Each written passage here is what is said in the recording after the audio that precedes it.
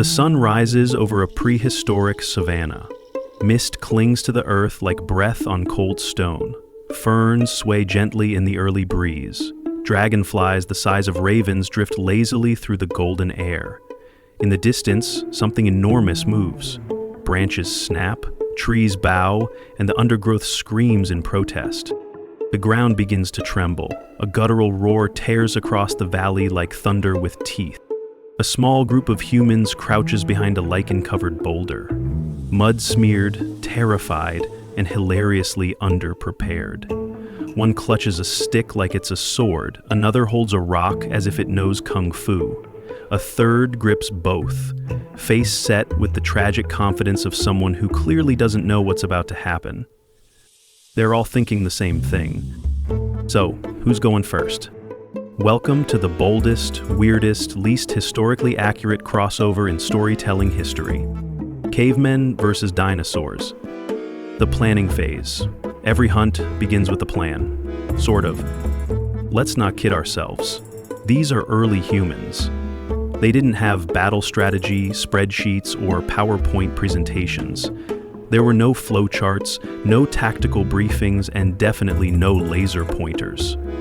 Their pre-hunt meetings were more like, big lizard, big teeth. Okay, we hit it. And that was about as far as the planning got. But even then, our ancestors weren't dumb. They understood the basics of survival. Don't hunt alone. Don't poke the thing with teeth from the front. And if it's taller than a tree, maybe rethink your life choices. Imagine a caveman strategizing a hunt against a stegosaurus. He crouches by the fire, draws a crude doodle in the dirt, big rectangle for the body, 4 shaky legs and spikes jutting off the back like a murder porcupine having a bad hair day. Then, with great authority, he taps the drawing with a stick and grunts. We go here, not here. Here equals relatively soft flank. There equals tail spikes that will ruin your weekend. Team roles? Loosely defined at best. There was no sign-up sheet, just vague vibes and natural selection. The loud one for distracting the beast with yelling and wild arm movements. The fast one for bait, usually didn't volunteer. The lucky one for landing the final blow, or accidentally falling in the right direction. The unlucky one remembered with honor, possibly as a cautionary cave painting. It's not a plan, it's a suggestion wrapped in wishful thinking, tied together with screaming. The whole operation relies on teamwork, timing, and the unspoken agreement that nobody looks directly at the big lizard until they absolutely have to, because nothing bonds a group faster than collectively pretending you're ready for something you're clearly not. And yet, somehow, it worked, occasionally, mostly, sometimes. Okay, one time. But that one time was legendary. Modern hunters have camo, rifles, tree stands, scent blockers, GPS, and drones. They look like they're about to launch a full-scale assault on a confused squirrel. Cavemen? Cavemen had a rock, a stick with attitude, and one guy who swore his weaponized leaf would turn the tide, despite overwhelming evidence that it was, in fact, a leaf.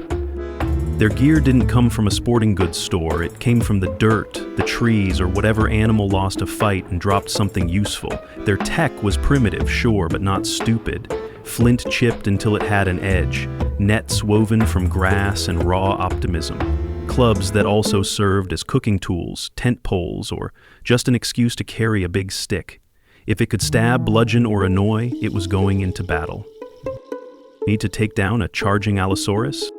Here's your toolkit, a torch that may or may not stay lit, a suspicious hole in the ground covered with leaves, and the crushing momentum of pure, panicked adrenaline. That's it. That's your arsenal. No sniper scopes, no tranquilizer darts, just one thrown spear, one screaming caveman, and one desperate hope that the dinosaur would blink before it bit. Armor? Please. Your outfit was a permanent look, fur underwear, anxiety, and some twine. Bonus points if you had a shoulder wrap that made you look cool and didn't reek of fermented badger. Helmets hadn't been invented. Boots were a myth. You walked barefoot because pain was free and character building. You stepped on rocks, embers, and mystery slime daily. Limping was part of the vibe. And yet, even with gear that looked like arts and crafts for maniacs, cavemen adapted. They tied rocks to sticks, they hardened wood with fire. They learned how to throw with just enough force to be a problem. And above all, they learned how to scream in a way that made dinosaurs question their life choices. That was the caveman toolkit, primitive, chaotic, and weirdly effective. Sometimes, maybe once. But when it worked, absolute legend. The ambush. Let's say our brave little group has finally selected its target, a mid-sized dinosaur, not too toothy, preferably with terrible eyesight, and absolutely no wings. Wings complicate everything. So they choose something like an iguanodon. Sort of big, sort of dumb, extremely available, the perfect mix of edible and might not kill us all. The plan? A prehistoric classic. Wait in the tall grass, try not to breathe too loud, wait for the signal, yell. Because apparently yelling is how every caveman hunt began. Science doesn't really know why. It could be intimidation, it could be excitement, it could be sheer, uncontrollable panic exploding from someone's chest like a war cry, and a last will all rolled into one. But one guy always does it first. Yeah, hashtag. And just like that, chaos. One group runs left, flailing their arms and howling to create a distraction. Another group sprints forward with spears raised high. A third group, slightly less brave, Pananix forgets everything and scrambles up a tree with the grace of panicked squirrels. The dinosaur, understandably confused, turns its giant, dopey head. It blinks, flails, screeches, stomps hard enough to bounce the spear out of one guy's hand and into the shrubbery. A rock sails through the air, entirely missing its target and almost braining a fellow tribesman instead. Someone yells, "Mother of mammoths!" Another shouts, "Who threw that?" And in the middle of it all, one caveman gets tail slapped so hard he forgets his own name for a solid 24 hours. At some point, the plan is no longer a plan. It's a kinetic sculpture of noise and dust and badly timed bravery. One guy tries to sneak behind the dino and ends up tripping on a root. Another discovers mid-sprint that his spear is actually just a stick. And yet, somehow, it works. Maybe the dinosaur slips. Maybe it's overwhelmed by sheer confusion. Or maybe it simply looks around at these screaming, half-naked lunatics and thinks, "I am too old for this," before collapsing in dramatic resignation. Regardless of the cause, there is triumph. A roar of victory surges from the tribe. Spears are held aloft, victory dances are performed, badly but enthusiastically. One guy tries to climb the carcass and immediately falls off, but it's fine. Spirits are high. Someone rushes off to document the moment with red ochre and dramatic handprints on the nearest cave wall, stick figures with spears. The dinosaur drawn with far too many teeth. A side panel showing the tail slap in graphic detail. Instant legend. Because that's how you bring down a dinosaur. Poorly, loudly, barefoot. And sometimes with a strong sense of accidental teamwork. But some dinosaurs were just off limits. Even the boldest cavemen, the ones who once tried to slap a rhino or invented charge now, think later, knew when to back down. Every tribe had warning tales, not written down obviously, but passed around the fire like a scorched tuber nobody wanted but felt socially obligated to gnaw. They usually started the same way. So, there we were, 8 of us, one of them. And the next thing I remember, I was airborne, with no clue how I achieved liftoff. They always ended the same: bruises, regret, and a lifelong limp named consequence. And a collective tribal vow that said loud and clear, we do not mess with those ones.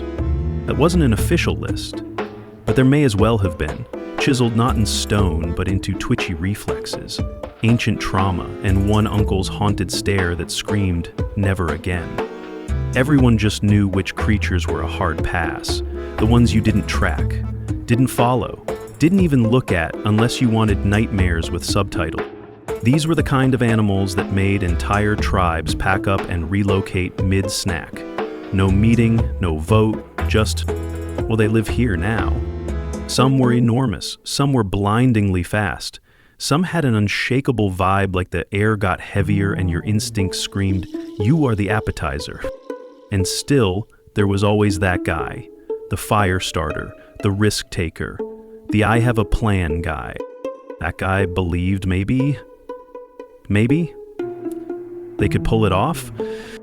He usually brought fire and chaos.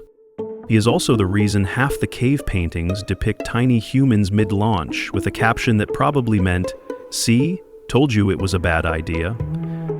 These monsters didn't earn names out of reverence. They earned them out of absolute necessity. And the names? Not poetic, more like, "Nope, mistake beast, don't look at it," and occasionally just a single jagged line etched in stone that basically translates to A. Hunting these creatures wasn't forbidden, it just wasn't considered, quote, because no steak is worth being turned into a bone maraca. These weren't legendary prey. These were nature's built-in warning labels. The kind of danger where the elder just says, if you have to ask, it's already too late. The kind where, if you can still see it, you're too close.